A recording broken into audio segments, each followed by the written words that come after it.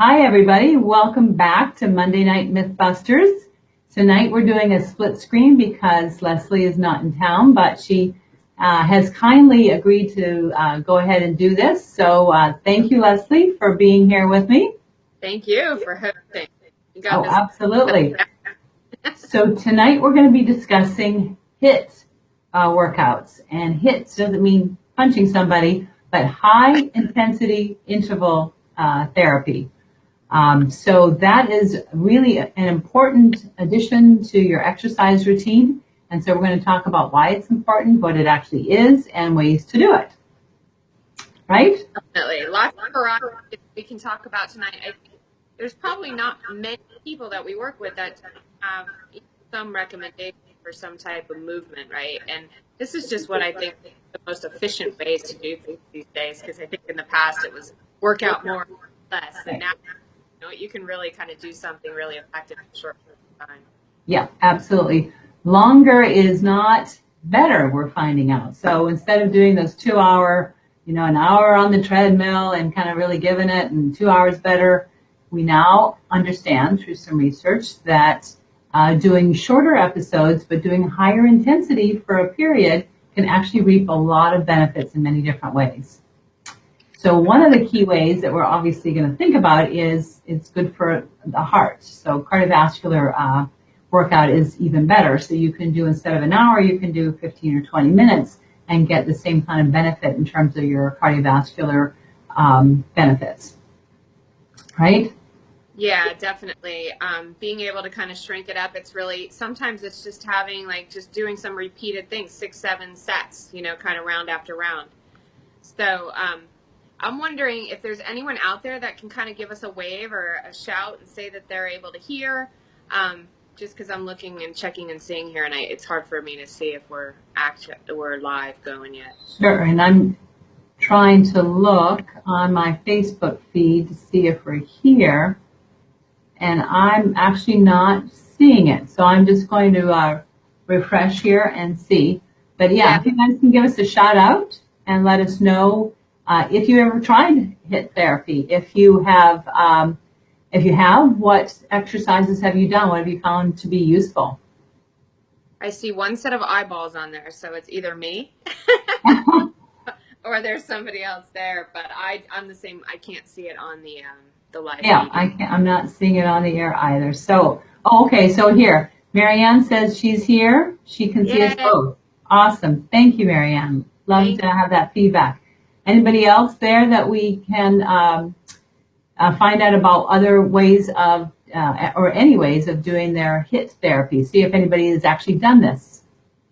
Okay, so shout out if you can. In the meantime, while we're waiting for some responses, other benefits of this type of treatment are not only with the cardiovascular system, but with your brain. And actually, that's one of the main reasons that I'll suggest this to people that have brain fog or impaired memory or just kind of are feeling very fatigued, is that when you do this type of exercise, you will increase something called BDNF, or brain-derived natriuretic factor. And that's a chemical, it's like a growth factor or a fertilizer for your brain. And doing this type of exercise increases that.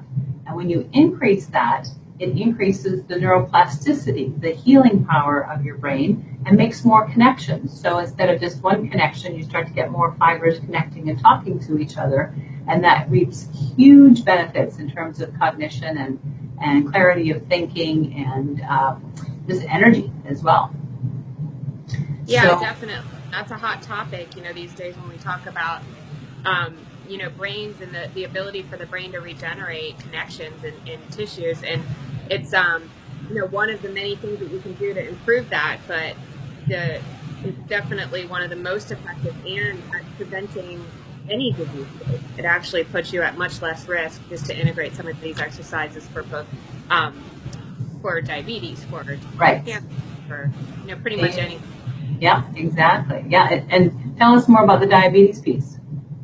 So with the diabetes piece, it's also the similar thing. It actually regulates blood sugar in a different way than a chronic cardio might. Chronic cardio might be something that would ultimately impact your sugar in a negative way and could be interpreted as stress on your body. So in that situation, you might have a raised cortisol and a raised blood sugar, because over a period of time, your body's just not able to utilize. Right. Yeah. So that's another benefit of doing that HIIT therapy. So let's talk about what it is. So it is where you go when you're doing some exercise, you're going to do a short period of very high intensity activity. So you will, for example, warm up for 5 or 10 minutes so that you shouldn't do this cold, but then you'll do 30 to 60 seconds of really high intensity of an activity, and we'll give you some ideas. And then you cut it back and go back and recover, and then maybe 10 minutes later, a few minutes later, you go and do another 60 seconds of very high intensity. And if you build several of these episodes into your workout, the more fit you are, the more you can fit in, then you really reap these huge benefits. And so you want to start off just doing one, and if you tolerate that, fine, then you can do two. Of course, it depends on your exercise level. If you're somebody that has not exercised much and walking is an exertion, then you just want to do one, and you might want to only do it for 20 seconds, where you would just walk really fast as you can. Don't run, but walk fast so you're really short of breath for 30 seconds, and then go back to a regular pace and recover. If you're somebody that's more fit, then you can do it every few minutes. You can do 1 minute, recover for a few minutes, 1 minute, recover for a few minutes. So there is a progression that you can do. Yeah, and I think it's really important to point out the intensity is critical, but the intensity will vary among individuals, like you said. So I think one of the rule of thumbs, assuming a healthy person who's had clearance from their doctor that this is okay to participate, right, is that you're out of breath to the point that you really can't carry on a conversation. So if you were able to chit chat while you're doing this, then you're definitely not at the intensity rate that you should be. The other thing is, if you're able to carry on the exercise beyond 60 seconds, then you're really not doing it at the right intensity, because you really should be able to continue. Right, that's an excellent point. So you should be really, really pushing it so that you are really out of breath, and your muscles, if you're doing, say, a kettlebell or something, that your muscles are really like complaining. You want to make sure that you know that you were doing it. It isn't just kind of a slightly increased effort. It's a huge increase. And it's uncomfortable. So you don't want to get to that place, oh, I hit it, I'm going down. Give it a few seconds to get to where you're truly uncomfortable before you back off, and that might be at the 30-second point where you're uncomfortable up to that 60 seconds. That's okay.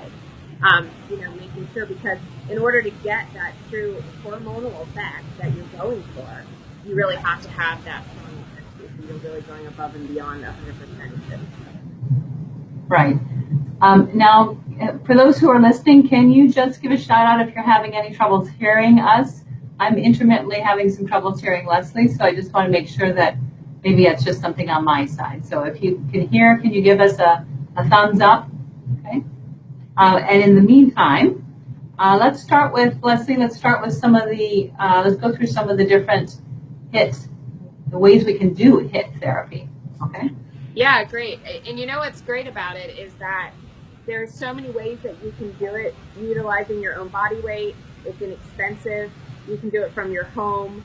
You can do it from your hotel when you're traveling. There's a lot of different things that you can do that will give you the impact that you're looking for without the expensive gyms, without the equipment, and things like that. So we could start with some of the stuff that's really inexpensive, and you aren't necessarily working with any type of equipment, which would be more body weight driven. So you talk about something like what they call burpees, right? Right. Considered up downs. Actually, those are like a 3-part exercise. You're squatting, you're jumping into a plank, you're squatting again, and then you're doing kind of a leap off the floor. So some people, there's modifications to that you would be able to do that in more of a pieced out segments like that. So squatting, plank, squatting where you're walking your feet in and out and just still getting that jump at the top. That's something you absolutely could do at home. And if anybody's not sure of what these are, you can definitely look up on YouTube little clips of videos of what burpees. We did talk about trying to do this, but we weren't finding the right place and space to show, and I can't really do it right out here. But one of the modifications that I use is I will do it on a little stair step so that I'm not going all the way down to the ground, because I've got some shoulder issues. And so I'll put my hands down so it's not right on the floor, and then I can do the jump from there. But you have to make sure that whatever you've got your hands on is very steady. So maybe use some weights or bean bags or something to make sure you're holding it, because you don't want it to slip when you're, your hands down and you're jumping your feet back. And if if you really need to, you can also step your feet back one at a time. It just really depends on your level of fitness. Just trying to tax and to kind of push the envelope a little bit so that you're getting that extra little oomph and get that BDNF going. Absolutely. I same thing for me with the deep squatting. That bench kind of gives you a little bit of inversion so that when you come up, you don't have to be so deep down in the squat to get your feet really up there by your hands. Right, exactly. So don't worry, we pick the hardest one first. Yeah. So that one's got a lot of adjustments to do to that one. To go to something really simple, walking, like I said at the beginning, you can just walk comfortably, then walk really fast. Okay. You can even pick up your knees as you're walking, and that kind of increases the intensity. So you don't necessarily have to go 100 miles an hour, but just lifting up your knees and making them high knees while you're walking can really increase that intensity. That's a simple one you can do any place. You can do that in your hotel room, just kind of stand in place even. And doing the high, for sure. Yeah.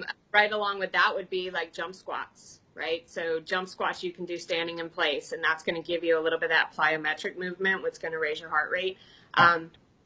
Some things for people to realize too, when your arms are up over your head, it takes more, your heart has to move the oxygen better to get the oxygen up into your hands. So, sometimes when I went from running to walking on the treadmill, I could just hold my arms up over my head, and that would help get my heart rate moving.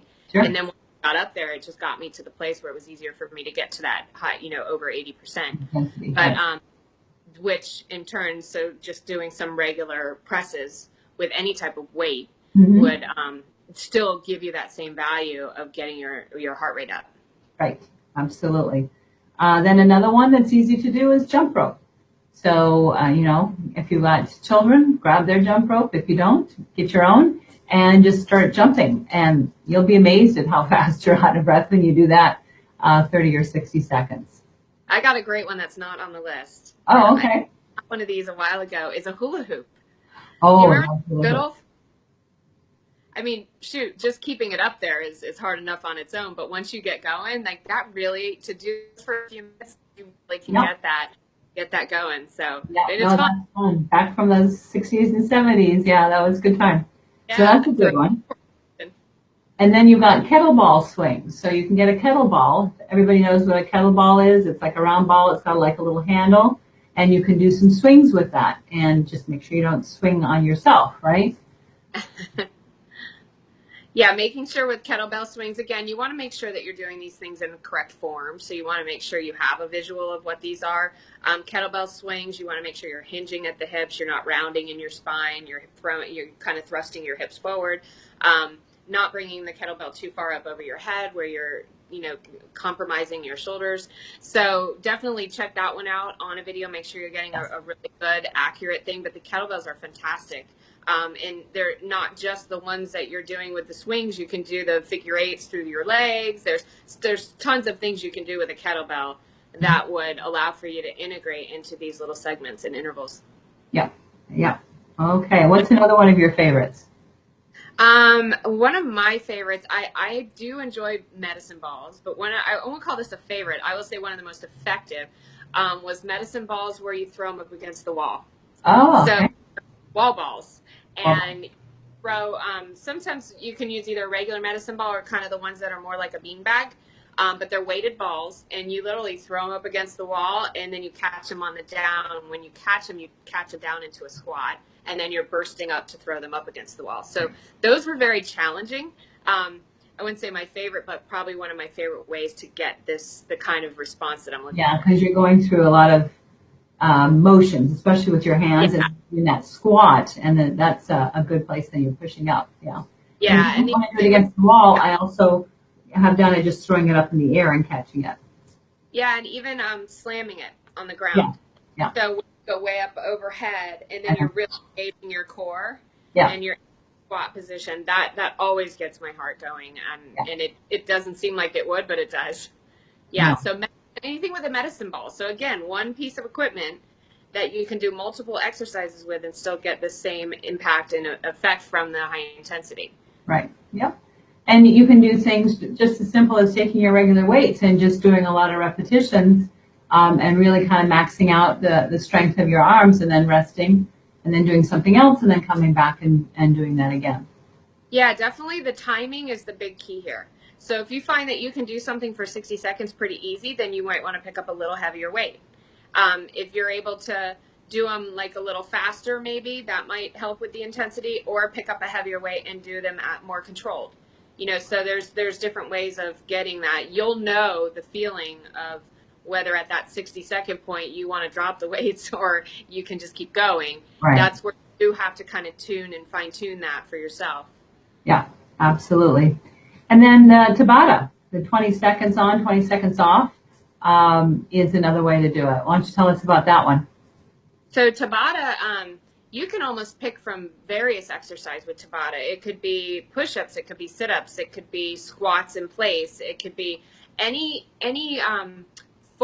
typically it would be 4 exercises, and you do 20 seconds on, 20 seconds off, and when you do each of the 4 exercises in that way, repeated for up to the 4-minute point. So I think it ends up being 4 sets.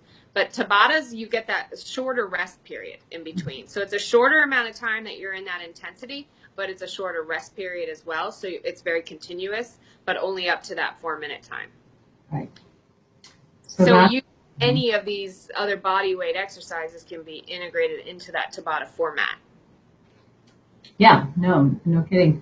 And then, of course, you can incorporate between some of these weights, you can do some sprints.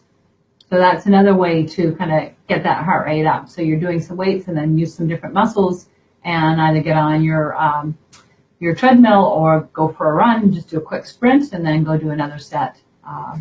Yeah, that's great. And it really breaks up the workout and it goes by really fast. So I think some people, they're out there and you hop from one to the other, all of a sudden you look up and 30 minutes has blown by and you really just don't feel that same type of fatigue. If anything, I feel like it gets you more energized. Yeah. But we know that it's doing the work and that's what it's all about. Then there's other kind of just, you don't have to have, weight room or whatever to exercise. You can do other things like basketball, frisbee, flag football, but whatever you're doing them really intensely for a while, and then you're giving yourself that rest period where you're not stopping altogether, but you're just slowing down. Yeah, for sure. Another thing on the treadmill, you can do what they call the dead tread. And you basically don't turn the treadmill on, but you are up there and your goal is to get the platform to move. So you really have to kind of engage, and it's really a lot of muscle power. And 30 seconds of that will blow you away. Okay. So you do intervals with what they call the dead tread. I heard of that. I'm going to try that.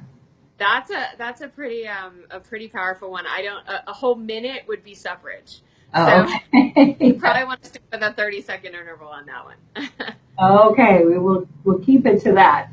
The ladder training too. Yeah. So talk to us about the ladder training. How do we do that? So the ladder training is when you're actually, you can pick 2 different exercises and rotate them back and forth, but you're doing 10 reps of each, and then you go back, you do 9 reps, then you go back and do 8 reps, then you go back and do 7 reps, 6 reps, and you go all the way down that full 10 to 1. And it's just kind of burnout on that particular muscle, but Right. You're doing it in the format of still getting that intensity in there. Yeah. No, and that's fun. I can enjoy that because you actually have to, you're not focusing so much on the reps as the counting sometimes, and that kind of distracts you a little bit from how exhausted you feel. Well, and then there's kind of a literal ladder, some of the drills that they do with agility and things, training for like football and stuff. Some of these trainers in the gyms and stuff have the battle ropes, and they have the ladders, which are actually a ladder you kind of lay down on the floor and you just kind of work your legs in the middle of the ladder, and you're doing kind of like football drills, but you're going up and back, and it's just boom, boom, boom, boom, and you're just doing intervals. Another one is just taking a small like Reebok step and kind of like step without the platform being raised, just kind of about a couple inches off the floor, and you just kind of run up and down on there and do like a quick, Right. Yeah, just like a quick little shuffle. Mm-hmm. So that can give you the jumping. the sprint for sure. Right. Yeah. So you can see there's lots of different ways to do this, but the idea is it's that high intensity, short interval, and then you can compress your workout and maximize the health for your muscles, your heart, and your brain, which of course always then improves your mental stability. It decreases anxiety, increases, your good hormones, keeping the serotonin, the dopamine, all those good things up there, and making you more relaxed afterwards because you're so darn exhausted. Exactly. And you really remember you're moving that oxygen around. You're getting more oxygen to your brain. You're getting post exercise benefits. So Right. when you are your heart rate and your oxygen at that level, you're still your metabolism for the rest of the next 24 hours can still be impacted by some of that high intensity. The other thing is it's recruiting muscle fibers that you might not be using every day. So, if you think ancestrally, right, we were designed as humans to walk long distances. And when we ran from danger and from the tiger, it was always short interval sprints. We weren't running for 4 hours from the tiger. It was typically from like point A to point B and then to safety. But otherwise, we were walking a lot of walking. So engaging in HIIT exercise actually allows you to work both your fast and slow twitch muscles. And those muscle fibers sometimes are not really being used much. So it's kind of that whole, if you don't use it, you lose it. Right. It's actually a very real concept. And this actually allows you to use the maximum muscle fibers in the different types. Yeah, and that is a really good point, because we need to be doing a variety of things to really make our bodies healthy, and so that those slow twitch and fast twitch fibers are then getting their due exercise. Yeah, and the oxygen is going to be more impactful at the cellular level. So you're going to see more benefit in general. They're calling it kind of chronic cardio now. It's not that there's not any benefit to doing some longer extended cardio and some of that more mild intensity for longer periods, different goals and things. But they're have more risk at being dangerous in some sense, as far as how your body is basically interpreting what that exercise is doing. Is Sure. it actually on the joints and the rest holding of that. on to the fat too? Like, Yeah. that's when you're store fat, because it thinks, that you're just running and running and running and running, so there's those type of factors that your body is misinterpreting some of that, which might feel very good for you in your brain because the runner's high. Right. But you can get that from this well, exercise too. That definitely brings that runner's high up there. Yeah, absolutely. For sure. And go ahead. I said dopamine all the way. Yeah, dopamine, that gives you that kind of, yay me, I did it, right? So lots of good reasons to do this and lots of benefits. And it's easy to do. It doesn't take much time. It means that you don't have to have an hour and a half at the gym to get a good workout. And yet you're doing great things for your body.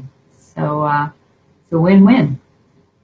Yes, definitely. So it looks like we don't have a huge amount of people on tonight, but we are available for questions. So we're going to pass this around a little bit and share it, and you guys, watch and see.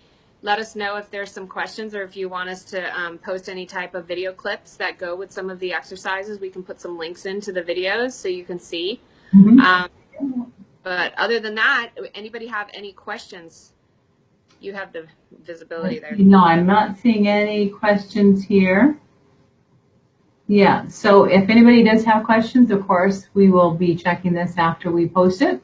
And so feel free to shoot in some questions. Maybe tell us what your favorite HIIT exercise is, because we like to get some feedback.